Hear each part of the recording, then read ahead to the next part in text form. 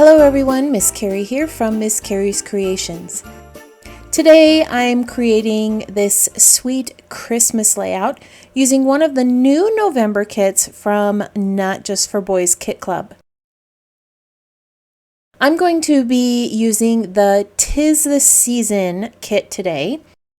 This is considered a deluxe kit because it's filled with so many great components that you can use to make multiple scrapbook pages and cards. In this kit, you receive some cardstock and 6 double-sided pattern papers, which can be used for your holiday and winter photos. For the embellishments, you receive the word flags, die cuts, frames, thickers, little candy canes, and some pearls. All of the items in this kit go together beautifully. On my page today, I'm going to be adding a few other items from the shop. From the 'Tis the Season Essentials kit, I'll be using items from this ephemera package and some of the ribbons. I'm also going to be using this deer cardstock cut, which can be found on the website. Today, I'm recording a memory with a silly photo where these two used an app filter to make themselves look like reindeer. I have another page here on my channel that I made a few years back where I recorded memories of my kids using filters on photos to show how popular it was at this time in their lives. I don't use these type of photos very often, but when you're recording memories, you are sharing those everyday moments, and photo filters are a part of our life today, so they might just end up in your photos. I would love to know your take on using photos with app filters like this. So as you can see, I have started tearing some of the pattern papers to add to the top of my page. I like using a water brush to help me with tearing and rolling of paper edges. The water softens the fibers and gives me a little bit of control with the tearing. When you are tearing papers, you can choose to tear towards the pattern you are using or away from the pattern. When you tear towards the pattern, you'll end up with a white edge. If you tear away from the pattern, you get a cleaner edge with just the pattern showing. To help with the rolling of the edges, I'm going to wet these papers again to help loosen those fibers, and then I'm going to use my fingers to shape the edges of the paper. When you roll paper, the back pattern is going to show.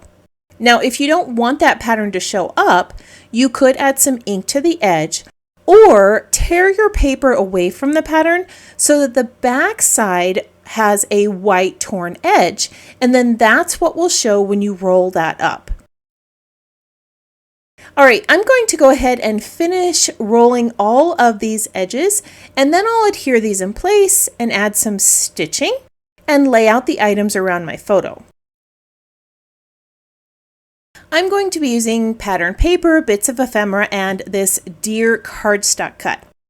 Before I place this deer on the page, I want to add some color to it, and I'm going to do that with some Distress Oxide sprays and Shimmerz paint.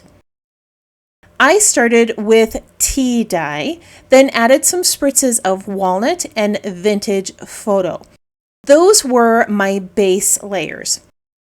With these sprays, you do have to wait a moment for the colors to dry before you add additional layers. If you add too many colors at once, they are going to start to get a bit muddy. I let them dry a moment, and then I added some blue-gray colors with weathered wood. I went ahead and used my heat tool to speed up the drying process. And then I decided to add a few more layers of color. I just kept repeating that process until I got the look that I wanted. Now, once all of the Distress Oxide sprays were dried, I wanted to bring in a little bit of gold to my design to match some of the ephemera. I decided to use the Minor 49er Shimmerz paint. and I just wanted to splatter a little bit of it onto the deer to add some texture and sparkle. You just need to activate these pigments with a little bit of water. I like to create a nice pool on my glass board, and then I add the splatter with paintbrushes. Off camera, I attached the pattern papers to the top of the page and added some gray stitching around the sides to create a nice frame. Now, if you're not a fan of stitching, you could recreate this with a pen or some stitching stamps. I have framed my photo in some white cardstock and pattern paper, and now I'm adding some strips of pattern paper behind it. I'm debating on also adding this piece of ribbon that came with the essential kit, but I'm not quite sure about that yet. I realized that I cut that red pattern strip too short, so I'm just going to cut it in two and tuck it behind the photo to make it look like one continuous piece. To match the curves in my torn pieces, I'm grabbing a few wreath shapes from the ephemera pack to add to my page. I want a circular shape behind the photo, and I'm going to add an additional circular shape over here on the left. That deer is going to sit beside the photo to bring in some neutral tones. Now, in my rush to finish this project, I didn't give it time to dry, and I accidentally tore the leaves on the right side. But it actually worked out because I can tuck that secondary set of leaves behind the leaves, and it's going to give me some different layers. I am going to tack a few of these items down off camera, and then I'll add a few more elements to this page. While I was tacking down the paper strips, I decided to add a little blue frame from the ephemera pack next to the deer. I like how this brings in some of the hues from the torn pattern strips at the top of the page. I also cut those wreath pieces in half because most of it was going to be covered and I hated to waste such a pretty piece. I'll probably end up using these on another project this month. As you can see, I also added that blue strip of lace ribbon. Again, it brings some more blue to the page and it adds a little feminine touch to the design. I'm going to dig through that ephemera pack and the die cut collection and look for a few more elements that I want to add before I decide on a title. I'm going to tuck a frame behind the photo to bring in some more red. And now I need a little bit of that red to also be at the top of the photo. So I'm going to add a red ticket. Now to match that blue frame that I added next to the deer, I'm also going to tuck a blue ticket up here. Above that photo, I'm going to add a tab that has a patchwork design. It matches some of the other items I have to the page and brings a little bit of whimsy to this page. At the base of my photo, I feel like I need something in the corner, so I'm going to add a little circle that says, "You're my favorite," with a little patterned heart. Now I just need a third point in my visual triangle of red. So I'm going to tuck a little house here next to the deer. While I continue to add some elements to this page, I want to remind you to tap that subscribe button. Please let me know in the comments that you are a new subscriber so that I can welcome you. Now I traded out that smaller heart for a larger one that had shaped candy canes. And then I added a little more blue to the page with a tree near the top. This is bringing quite a bit of weight to the top of the page, which is going to help to balance out my title that I'm going to add to the bottom. Off camera, I adhered all of these elements in place, and then I realized that I only had one black element on the design, so I'm going to bring in a sentiment onto the tab at the top of the photo that says "Happy Holidays." And I'm going to add a little bit more black to the base of the photo with this label to help finish off the frame. For the title, I have some thickers that say "Adorable." I'm going to lay these on some foam tape at the base of the page.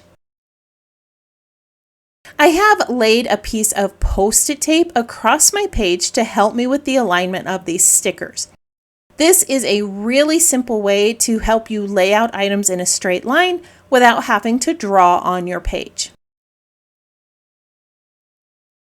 Below the word adorable, I'm going to add the word together. Both of these elements in the title were created using some leftover sticker letters that I had from past Not Just for Boys Club kits. I had to work backwards with that word together because I wanted the ends of the words to line up. Whenever I work backwards, I have that word written down next to me so that I make sure I spell it correctly. Now I'm going to finish this off with a few gold elements from the Thickers pack. I'm going to add a large snowflake above the photo, a smaller one near the house, and a little heart near the title. This brings in a little bit more of that gold from the deer to the page and gives it a Christmassy feel. I'm going to go type up my journaling and then I'll show you the finished layout. Off camera, I added some red stitching around the title as a frame, and I added some deep blue pearls to the page. Blue and red is one of my favorite color combinations, and this kit had all the components I needed to put these two colors together to make an adorable holiday page. I'm going to show a few close-ups of this layout so that you can see it in a little bit more detail. This page was created to record a silly photo of these two girls using a deer filter to take a photo during a holiday meal. I paired the components from the 'Tis the Season kit with a cardstock cut, items from the Essentials pack, and some leftover stickers to create this sweet little page. If you are one who enjoys pinning photos to inspiration boards, I have added still shots of this layout on the Not Just for Boys Kit Club blog and on my website for you to use. I want to thank you for joining me for another scrapbook project. I hope this gave you a few ideas for using this new November kit. If you have any questions about this project or the supplies listed below, feel free to post that in the comments. I hope that you have a wonderful week, and I can't wait to see what you create.